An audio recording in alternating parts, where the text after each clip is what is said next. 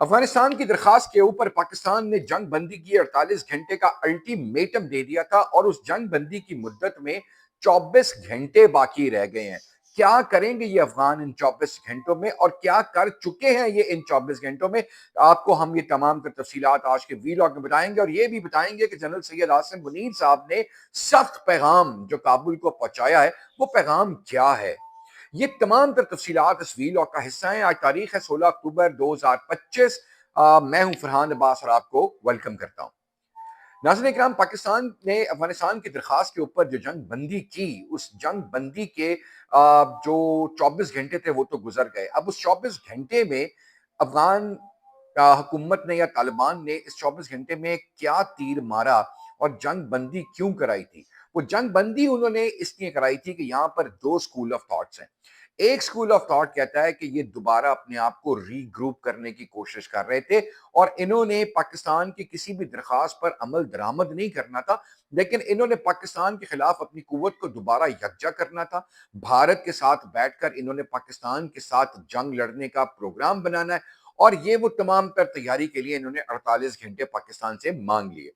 دوسرا school of thought یہ کہتا ہے کہ جناب اس 24 گھنٹے میں جو گزر گئے ہیں، ان 24 گھنٹوں میں انہوں نے پوری دنیا سے اپنے رابطے کرنے کی کوشش کی ہے کہ آپ خدا را پاکستان کو سمجھائیں ہم پاکستان کے ساتھ اب جنگ نہیں کرنا چاہتے۔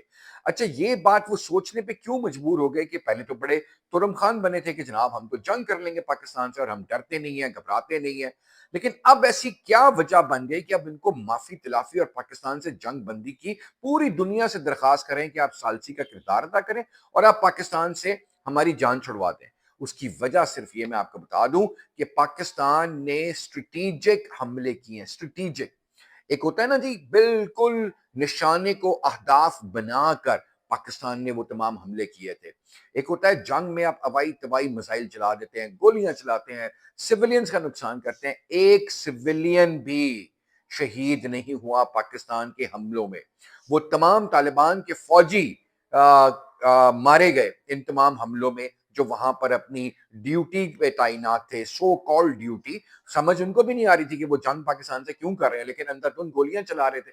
تو پاکستان نے بڑا اسٹریٹجکلی ان کے جو کابل کے اندر جو اڈوں کو ان کے نشانہ بنایا نا، تو وہاں سے ان کی ٹانگیں کام گئی ہیں کہ پاکستان کے پاس اتنی پرسکرائب قسم کی انفارمیشن ہماری انسٹالیشنز کی کیسے ہے۔ تو یہ کمال ہے ہماری خفیہ ایجنسی ISI کا، جس کو ہم سلام کرتے ہیں سارے، جس کو بڑا فخر کرتے ہیں۔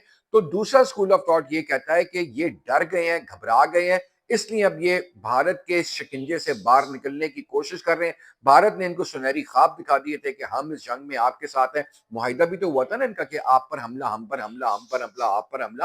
تو دشمن کا دشمن دوست ہوتا ہے، تو دونوں نے دوستی تو بنا لی تھی، لیکن افغان کو اب سمجھ آ گیا کہ طالبان کو بھارت کسی وقت میں بھی اپنے مذموم عزائم پاکستان کے خلاف پورا کرنے کے لیے استعمال کرا تھا۔ تو یہ دو سکول آف تھاٹس ہیں، لیکن ان دونوں سکول آف تھاٹس کو ڈنڈا ایک ہی ملا۔ وہ ڈنڈا ملا فیلڈ مارشل جنرل سید حافظ عاصم منیر صاحب سے۔ اچھا، اس سے پہلے میں آپ کو یہ بتا دوں کہ انہوں نے جو پیغام بھیجا نا کابل کو، وہ پیغام کیا یہ میں آپ کو بتاؤں گا، لیکن آپ کو یہ بتا دوں کہ طالبان نے سعودی عربیہ، قطر، متحدہ عرب امارات تک کو منت ترلے کر لیے کہ آپ پاکستان سے ہماری جان چھڑوا دیں۔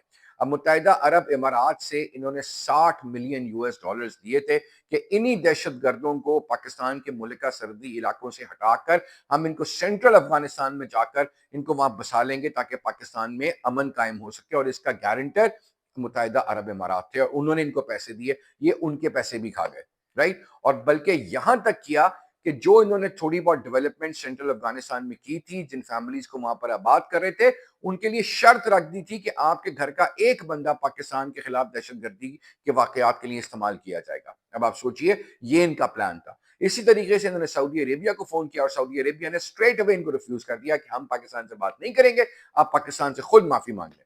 قطر نے بھی سیم یہی سٹیٹمنٹ دیا۔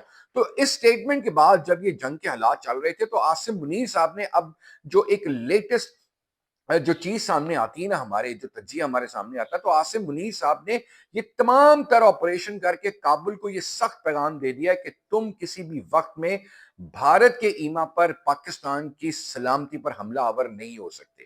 اب بھارت تمہیں اگر سپورٹ کرتا ہے، ہم 100 بسم اللہ پاکستان جنگ کے لیے تیار ہے और देख लो कि हमने जिस तरह भारत के स्ट्रेटेजिक मिलिट्री इंस्टॉलेशंस को निशाना बनाया था और सिविलियंस की कोई हलाकत नहीं हुई थी, इसी तरीके से हमने तुम्हारे साथ भी ये किया। क्योंकि ये बात तो बिल्कुल यकीन से कही जा सकती है ना कि पाकिस्तान की अवाम अफगानी अवाम के साथ जंग नहीं चाहती है, राइट? लेकिन ये तालिबान एक स्पेसिफिक पाकिस्तान के जो एंटी माइंडसेट है उनको तबाह बर्बाद जहन्नुम हासिल करना बहुत जरूरी है, क्योंकि पाकिस्तान के लिए ये एक खतरा बन गए थे और पाकिस्तान ने अब एक लंबी रेस में दौड़ने का इरादा कर लिया। इसी तरीके से चुन चुन के मारेंगे। तो ये तो हो गया गुजरे हुए 24 घंटे की कहानी। आइंदा आने वाले 24 घंटों में क्या होना है? ना तो ये अपनी किसी सुधार पे आएंगे, ये दोबारा पाकिस्तान के साथ जंग करने की अगर कोशिश करेंगे, इनको इससे ज्यादा बदतरीन मार पड़ेगी। इनका बाप जिनकी ये प्रॉक्सी है भारत, नरेंद्र मोदी, अजीत डोवल, ये राजनाथ सिंह जैसे लोग भी इनको बचा नहीं सकेंगे। वो जयशंकर जैसा बंदा जो टेबल पे बसात बिछाकर मोरे चलने की कोशिश कर रहा था, उसकी बसात को पाकिस्तान ने एक लात मारकर उजाड़ और तबाह कर दिया। तो ये वो हालात और वाकयात हैं अफगान वॉर से रिलेटेड। अगर आप अपने आप को अपडेट रखना चाहते हैं, मेरे चैनल को सब्सक्राइब कर लीजिएगा, बेल आइकन दबाना मत भूलिएगा। वीडियो अच्छी लगे तो लाइक और शेयर जरूर कीजिएगा। बस अब तक के वीलॉग के लिए इतना ही। अगले वीलॉग तक के लिए इजाजत। पाकिस्तान जिंदाबाद, पाकिस्तान पाइंदाबाद, पाक फौज जिंदाबाद, पाक फौज पाइंदाबाद।